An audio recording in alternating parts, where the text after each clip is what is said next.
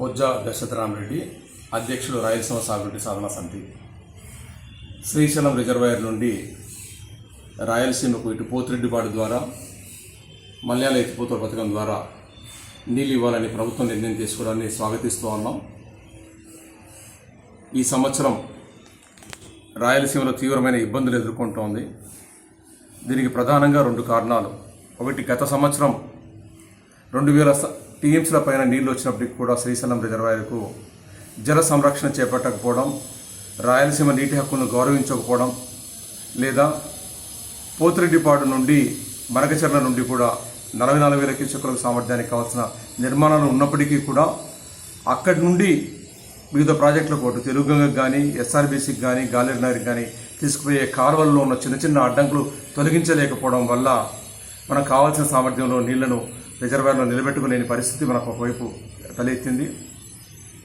ఇంకొక వైపు హంద్రీనీవా వైపు కూడా రిజర్వాయర్లు సక్రమంగా నిర్మించకపోవడం, పంటకాలం లేకపోవడం వల్ల కూడా రాయలసీమ తీవ్రమైన ఇబ్బంది పడింది.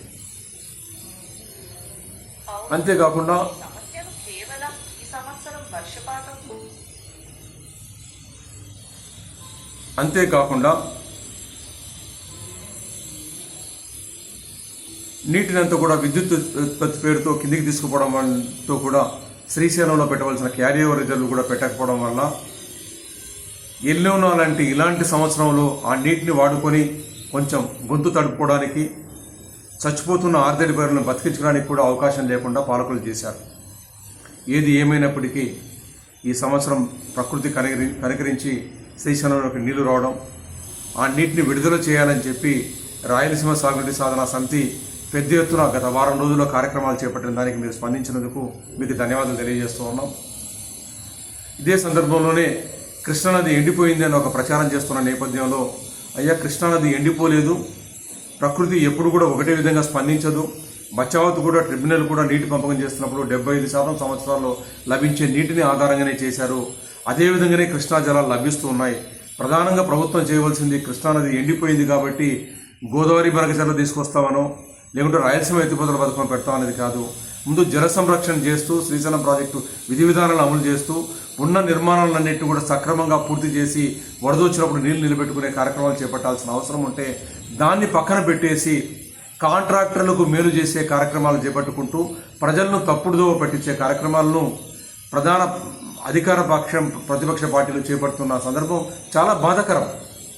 ఒకరి గొడ్డలి పార్టీ అంటూ, ఒకరు వెన్నుపోటు పార్టీ అనుకుంటూ మీరు క్రిటిసైజ్ చేసుకుంటూ ప్రజలను గాలికి వదిలేశారు. ఈరోజు అధికారమే పార్టీ, ప్రతిపక్ష పార్టీలే కాకుండా ఏ రాజకీయ పార్టీ కూడా రాయలసీమలో ఇంత తీవ్రమైన ఇబ్బందులు ఉంటే దీన్ని ఒక సమస్యగా, ఒక రాష్ట్ర సమస్యగా, జాతీయ సమస్యగా పట్టించుకోకుండా దీన్ని వదిలేసిన కూడా చాలా బాధాకరం.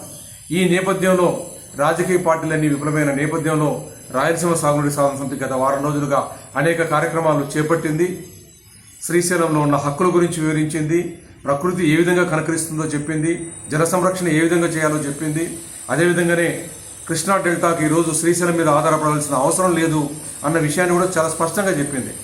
కాంగ్రెస్ పార్టీ రాజశేఖర రెడ్డి గారు ముఖ్యమంత్రిగా ఉన్నప్పుడు పులిచెతుల నిర్మాణం చేపట్టిందని చెప్పి తెలియజేసుకుంటూ, చంద్రబాబు నాయుడు గారు ముఖ్యమంత్రిగా తెలుగుదేశం పార్టీ పట్టిసీమ నిర్మాణం చేపట్టడం వల్ల కృష్ణా డెల్టా శ్రీశైలం మీద ఆధారపడాల్సిన అవసరం లేదు, శ్రీశైలం మీద వెసులుబాటు కలిగింది, ఆ వెసులుబాటునంతా రాయలసీమకు ఉపయోగించండి అని చెప్పే కార్యక్రమాలు చాలా బాగా తీసుకెళ్లి ప్రజల్లో ఒక చైతన్యం తీసుకురావడం వల్ల ప్రజలు పెద్ద ఎత్తున ఒకవైపు కర్నూలులో సిఈ ఆఫీసులను, ఎస్సీ ఆఫీసులు కూడా కలవడం, మా నాయకులు, రైతు సంఘాల నాయకులు, రైతులు కలవడం, అదేవిధంగా నంద్యాలలో కూడా ప్రజా సంఘాల నాయకులు, రైతులు రాయలసీమ సాగునీటి సాధన సమితి ఆధ్వర్యంలో కలవడం, అనేక రిప్రజెంటేషన్లు డైరెక్ట్గా ముఖ్యమంత్రి గారికి పంపించడం, కలెక్టర్ల గారి ద్వారా పంపించడం, లేదా ఇంజనీర్ల ద్వారా పంపించడం, ఈఎన్సీ పంపించడం వల్ల ఈ ఒత్తిడికి మీరు ఈ రాయలసీమ అంశాలను అర్థం చేసుకుని నీటిని ఇచ్చినందుకు మరొకసారి మీకు అభినందనలు తెలియజేసుకుంటూ, ధన్యవాదాలు తెలియజేసుకుంటూ, భవిష్యత్తులో చేయవలసిన కార్యక్రమాలు చాలా ఉన్నాయి.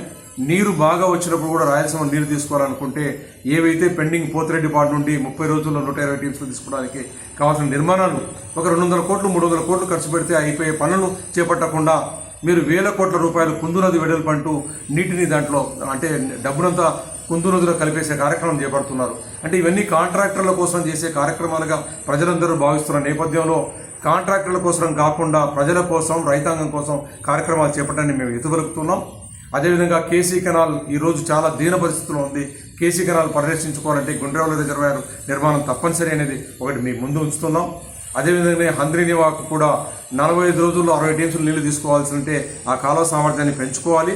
అంతేకాకుండా రిజర్వాయర్లు కట్టిన తర్వాత కూడా పంట కాలువలు లేకపోతే మనకు స్పష్టంగా కనపడుతుంది. పందికోన రిజర్వాయర్లో 1 ఎకరా ఆయకట్టు కూడా నీరు పారని పరిస్థితి ఉన్న నేపథ్యంలో వీటి మీద కూడా దృష్టి పెట్టండి అని చెప్పి మేము కోరుకుంటున్నాం. భవిష్యత్తులో చేసే కార్యక్రమాల మీద దీంట్లో దృష్టి పెట్టాలని కోరుకుంటున్నాం.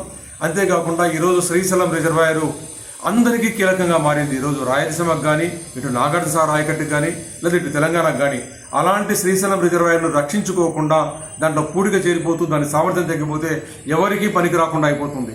ఈరోజు తుంగభద్ర డ్యాంలో పూడిక చేరడం వల్ల రాయలసీమలో కర్నూలు జిల్లాలో పశ్చిమ ప్రాంతం అనంతపురం జిల్లా తీవ్రమైన ఇబ్బంది పడుతుంది. ఆ పూడికను కూడా తొలగించలేని పరిస్థితి ఉంది. కాబట్టి ఇప్పుడైనా సరే మేల్కొని శ్రీశైలంలో అలాంటి పరిస్థితి దాపరించకుండా సిద్ధేశ్వర అలుగు నిర్మాణానికి కూడా మీరు ముందుండి పోరాటం చేయాలని చెప్పి ఆ కార్యక్రమం చేపట్టాలని చెప్పి కోరుకుంటున్నాం. చివరిగా రాజకీయ పార్టీలకు, ప్రధాన ప్రతిపక్షానికి, అదేవిధంగా అధికారంలో ఉన్న పార్టీకి మీరు రాజకీయాలు వదిలేసి పరస్పరం నిర్మాణాత్మకంగా రాయలసీమ అభివృద్ధికి, జల సంరక్షణ కావాల్సిన కార్యక్రమాలు చేపడతారని చెప్పి మేము ఆశిస్తున్నాం.